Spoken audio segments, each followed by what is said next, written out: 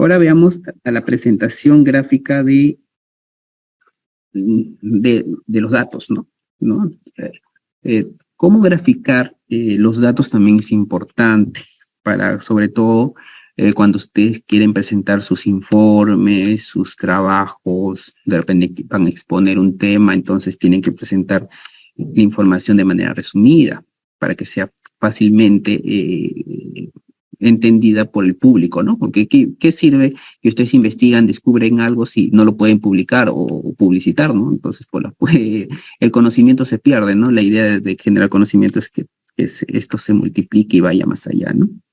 Entonces, una forma de representarla, uno es por tablas, cuadros, que seguramente ustedes habrán hecho quizás, y otro es a través de gráficos. Y los gráficos también hay que saber usar gráficos. Los gráficos dependen del tipo de variable que vamos a utilizar. Por ejemplo, si tengo una variable cualitativa, ya hemos dicho que es una variable cualitativa o categórica también llamada, variable cualitativa o categórica, podemos usar un diagrama de barras. ¿Cómo es el diagrama de barras? Podríamos usar un diagrama de barras. Por ejemplo, aquí tenemos un diagrama de barras, ¿no? Por ejemplo, aquí, sexo masculino, femenino. Y aquí tenemos, ¿no? Este diagrama de barras. O podríamos usar este diagrama de barras. O podríamos, un diagrama de pastel, podríamos usar, ¿no? Un diagrama de pastel. Por ejemplo, zona urbana, zona rural. Una variable cualitativa. Usar un diagrama circular o diagrama de pastel también se le llama. Barras o rectángulos también se llama el de acá, rectángulos.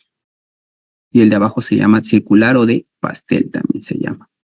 Ya, entonces podemos usar cualquiera de estos dos gráficos.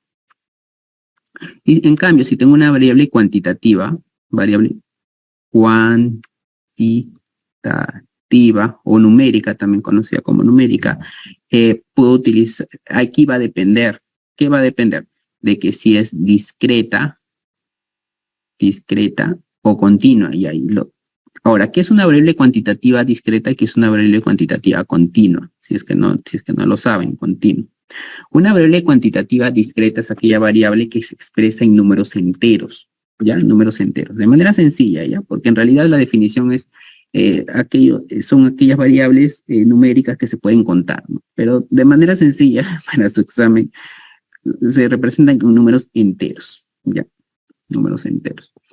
Ya, entonces, por ejemplo, una variable cuantitativa discreta es el número de hijos, ¿no? Tengo 3 hijos, 4 hijos, o el número de alumnos en clase. ¿Cuántos alumnos ahorita hay en clase? 110, por ejemplo. Doy un número. Pero no puedo decir en clase hay 110.33 alumnos, o no puedo decir eso, ¿no? No puedo dividir a este individuo en decimales, ¿no? Entonces, la variable cuantitativa discreta son números enteros, de manera sencilla, ya para que no se hagan problemas en su examen. En cambio, una cuantitativa continua son aquellos números o aquellas variables en el cual los puedo representar con números, pero también me admiten decimales. O sea, cuando voy a contar, me permite, o es necesario utilizar a veces decimales, como por ejemplo, imagínense que están pesando a los niños y un niño pesa, por ejemplo, aquí voy a dibujar el ejemplo, un niño pesa, por ejemplo, 20 kilos y el otro niño pesa 21 kilos. Pero puede haber un niño que pese 20 kilos, 3 kilogramos. O puede haber otro niño que pese 20 kilos, 33 kilogramos. Otro niño que pese 20 kilos, 33, 4 kilogramos. Y así hasta el infinito. Entonces, esa es una variable cuantitativa continua. Ahora, en una variable cuantitativa discreta, el gráfico que podemos utilizar sería un diagrama de barras. Un diagrama de barras, ¿no? Parecido al que ahorita hemos hecho, ¿no? Por ejemplo, número de hijos. Un hijo, 2 hijos, 3 hijos, ¿no? Pues un diagrama de barras. En cambio, si tengo una variable cuantitativa continua, este es un diagrama de barras. En cambio, si tengo una variable cuantitativa continua, ahí sí tengo que usar un gráfico conocido que seguramente han escuchado, que es el histograma. Este es el histograma, ¿no? Más o menos es así. Cuando tengo una variable cuantitativa continua, usamos este gráfico llamado histograma. Entonces llamamos histograma. Entonces, Ahora, dependiendo de las variables que tengan, ustedes van a utilizar el gráfico adecuado, ¿no? Entonces ahora ya lo saben, si no lo sabían, ya ahora vamos a ver cómo graficar para su tesis si alguno está haciendo su tesis. Ya. Ahora vamos a ver, vamos a resolver la pregunta. A ver. Aquí está. Ya, ahora veamos esta pregunta. Cuando tenemos un conjunto de datos agrupados y ordenados, la variable en estudio es discontinua o discreta, o sea, la variable es discontinua o discreta, la mejor forma de representar gráficamente los datos, ¿cuál es? Ya dijimos, ¿no? Una variable cuantitativa discreta o también llamada discontinua, discreta o discontinua. ¿Qué gráfico utilizamos? Ya dijimos hace un rato, ¿no? El gráfico de barras, el grafiquito de barras, ¿no? Ya les dije el ejemplo, ¿no? Número de hijos, ¿no? Un hijo, dos hijos, tres hijos, cuatro hijos, por ejemplo. En un estudio encontraron. Entonces, este es un diagrama de barras. Puedo hacer mi diagrama de barras. O también conocido barras, también les he dicho, también es conocido como rectángulos también, diagrama de rectángulos también lo conocen. En la siguiente, en una muestra de 65 pacientes con meningitis meningocócica, ya, se obtuvo la determinación de glucosa. Esto sería mi primera variable. Y proteínas. Ya, tengo dos variables. Si se decía representar los valores de estos dos indicadores, o sea, se quiere representar a los dos, no solamente a uno, a los dos quiero representar. Por ejemplo, aquí solamente estoy representando al número de hijos, ¿no? Solamente. Pero aquí quiero representar a las dos variables.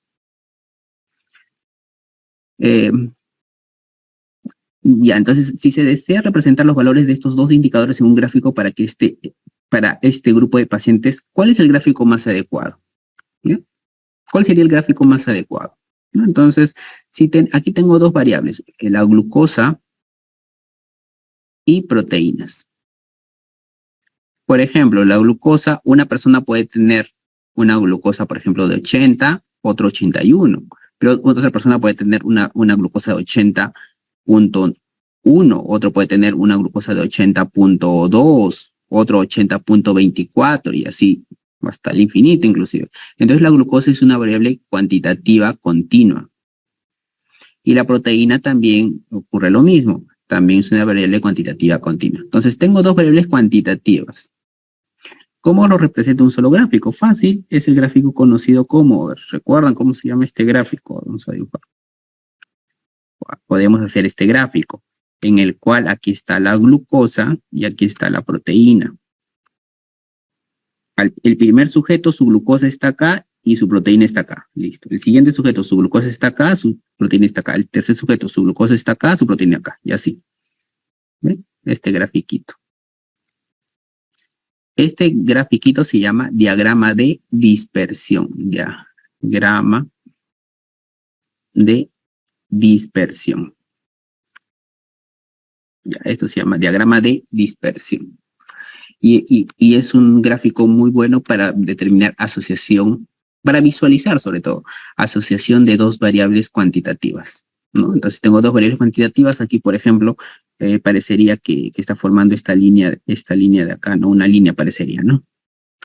Entonces probablemente tenga una relación directamente proporcional, ¿no? Un coeficiente de correlación positivo seguramente me va a salir. Entonces aquí la respuesta es diagrama de dispersión.